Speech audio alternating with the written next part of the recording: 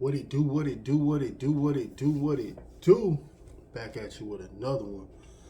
So today, it's a different type of video a little bit. So I've noticed that with a lot of what I like to call casual fans and the media, right, when they have the GOAT conversation, right, it's normally just Jordan, LeBron.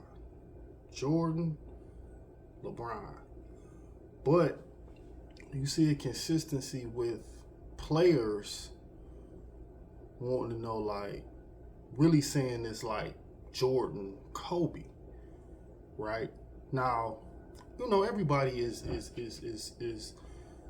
can have their opinion, but it'd be like people act like putting Kobe name in just like blasphemous. Like, why you Kobe? No, he ain't even.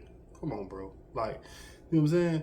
So I just want to show a little collection of clips of what the players think when it comes to this conversation. So I'll be right back.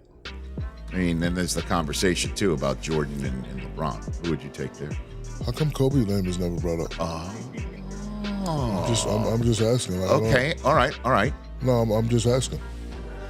You know, that's a good point.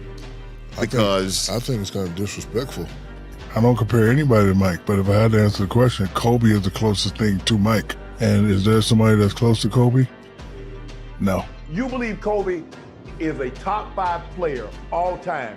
I'm talking about all players currently and yeah, and I think a lot of players will tell you that have actually played against him, to be honest with you. His mentality and his competitiveness, it set him apart. Your peers are the ultimate respect and the ultimate bar for, you know, how they feel about you. How right. He went 5-2 in the finals. Main reasons that I feel that Kobe is constantly disrespected in this whole but that's what I said, and everything. I'm not saying that y'all did it. I'm just saying period.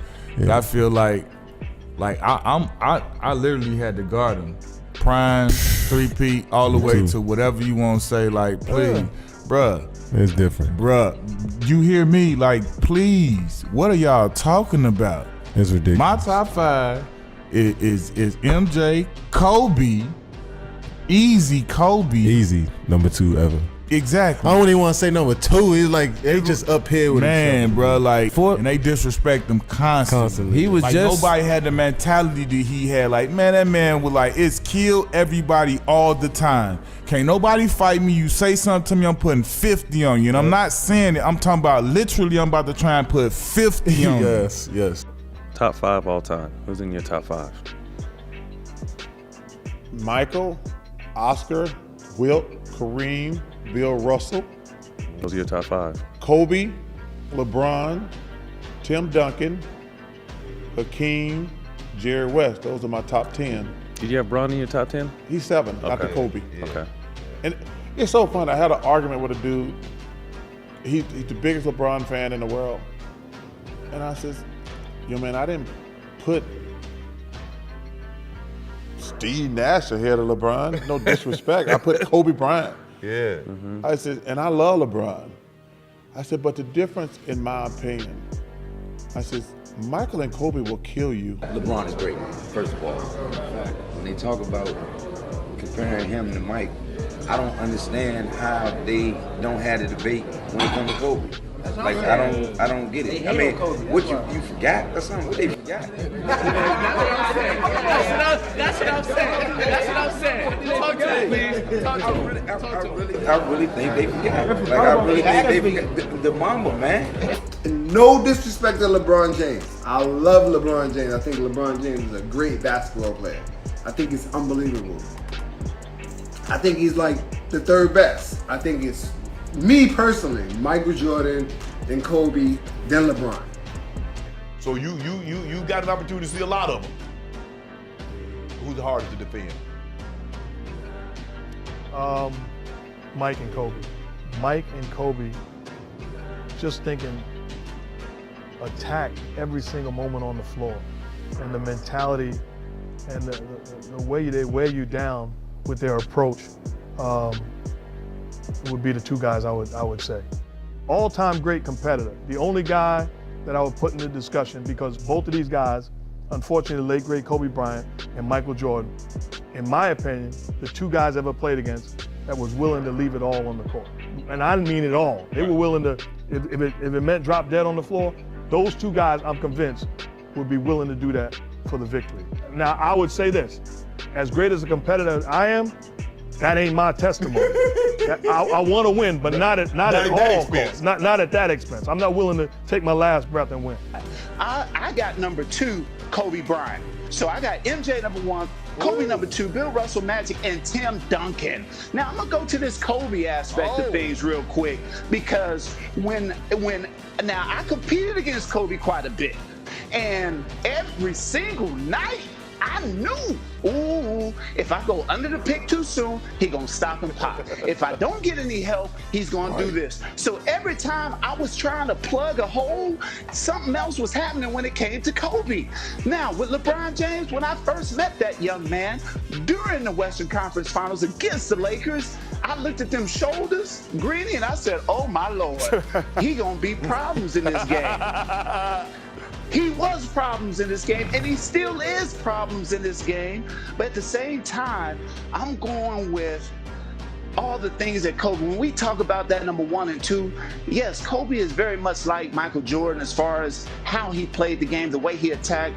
LeBron was more, I think he's one of the greatest individuals, especially with his vision and making others better. But I just have Kobe above LeBron in that aspect of things. He should be number 2. But I got the opportunity to play against Michael Jordan, Kobe Bryant, and LeBron James. So I got to see all of them in their element. Not obviously I didn't play against prime Mike, but Mike was pretty damn good at 40. He was still good then. That man scored 50 points at 40. Yeah. Right. Where do you put those 3? You got a chance to play against all those 3 in your, from your opinion, where do you put Mike, Kobe, and MJ? And that's what I said, because you're going to always ruffle feathers. If you're a diehard Bron fan, you think it's disrespect when you say otherwise about him, Kobe, and Mike. So that's just, it's going to be an ongoing battle, because unless they ever played against each other. Just imagine them playing against each other. Whew. So for the record, you got MJ, Kobe, and then LeBron? Yes.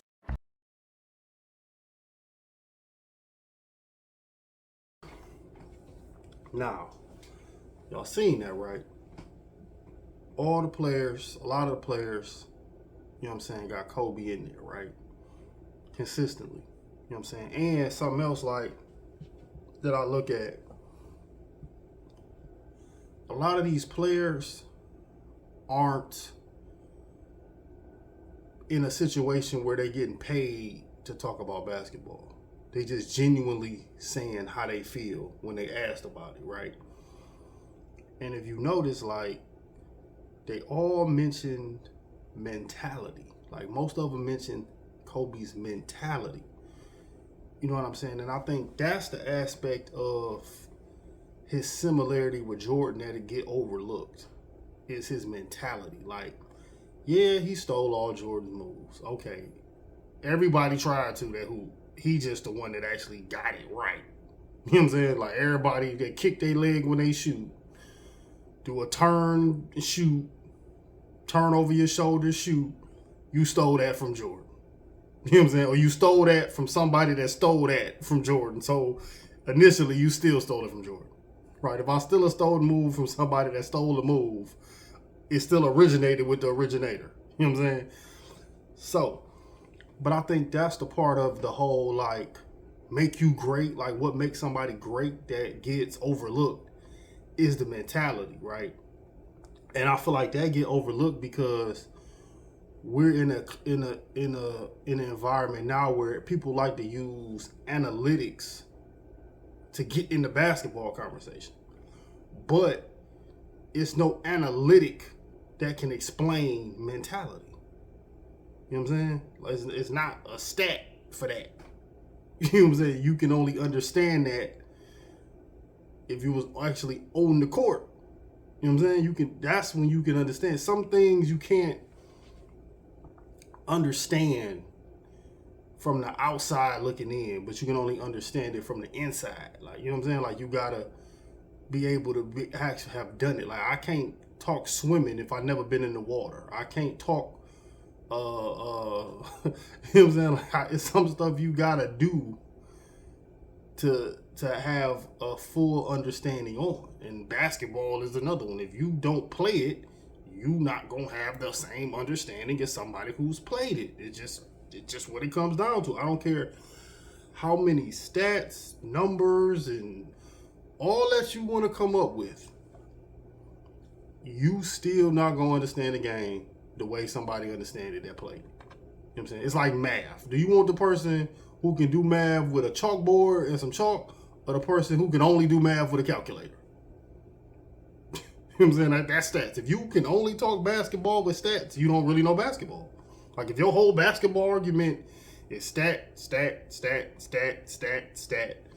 you don't really know it. That's just how I look at it. You know what I'm saying? Because once somebody breaks down the stat and add context to it, you don't have another rebuttal because it's not really your opinion. It's something that was manifest for you.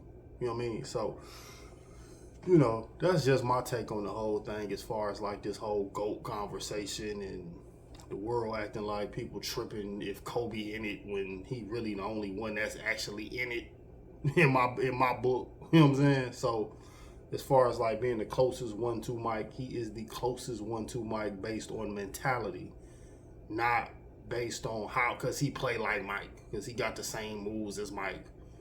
You know what I'm saying? Like that's not what makes him the next best, the next closest thing to Mike is because he shared that crazy, what Mark Jackson said, that crazy competitiveness to win is what made him the closest thing to Mike, regardless of how his game was.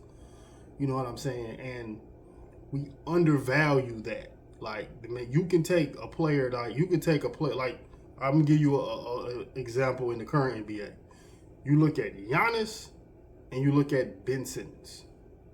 On paper, they're the same human. 6'11", athletic, good feet, can pass, fast, can jump. The only thing that separates those two players is mentality.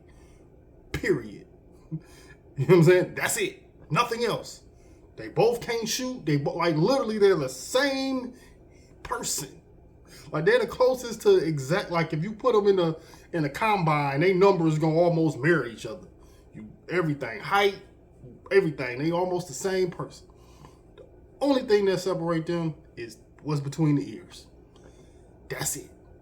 But you see the difference in the caliber of player just based off a different mentality. What's the stat for that?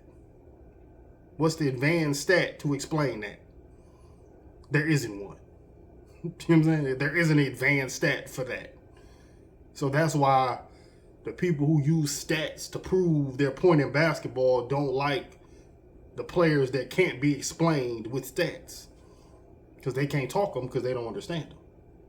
You know what I'm saying? That's just, you know. So, I'm going to leave y'all with that. Like, comment, subscribe.